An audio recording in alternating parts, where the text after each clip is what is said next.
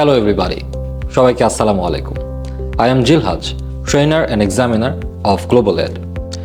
IELTS এক্সামের ঠিক আগের দিনটাতে আমাদের কি করা উচিত এবং কি করা উচিত না এগুলো নিয়ে স্টুডেন্টদের মাথায় সব সময় অনেক ধরনের কোয়েশ্চেন্স ঘুরপাক খেতে থাকে।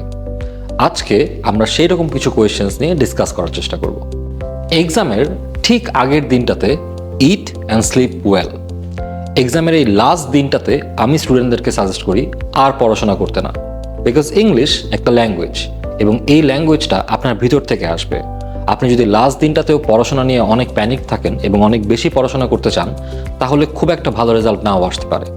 তার থেকে আমার সাজেশন থাকে সবসময় স্টুডেন্টদেরকে, পড়াশোনা যা হয়েছে হয়ে গিয়েছে, লাস্টের দিনটাতে সারাদিন রিল্যাক্স করা উচিত, মুভি দেখা উচিত, গল্পের বই পড়া উচিত, বেশি বেশি খাওয়া উচিত এবং একটা বড় ঘুম দেওয়া উচিত।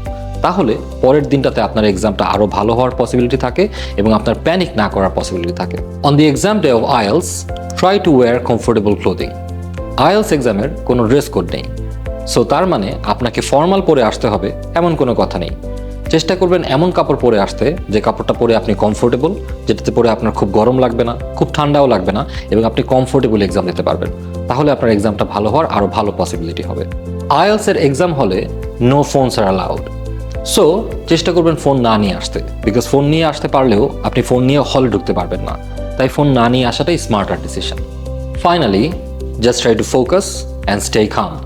মাথা ঠান্ডা রাখার চেষ্টা করবেন। মাথা যত ঠান্ডা রাখতে পারবেন এক্সামটা তত ভালো হওয়ার পসিবিলিটি থাকবে, বিকজ IELTS একটি ইংলিশ এক্সাম এবং যদি আপনার মাথা ঠান্ডা থাকে তাহলে আপনার ইংলিশ ক্যাপাসিটি আপনি আরও ভালোভাবে শো করতে পারবেন। আশা করছি এই টিপসগুলি আপনাদের জন্য হেল্পফুল হবে। এর বাইরেও যদি আপনাদের আরও কোনো কোয়েশ্চেন্স থাকে, feel free to reach out. আমরা সব সময় আপনাদেরকে হেল্প করার জন্য আছি। দেখা হচ্ছে পরের ভিডিওতে। Thank you.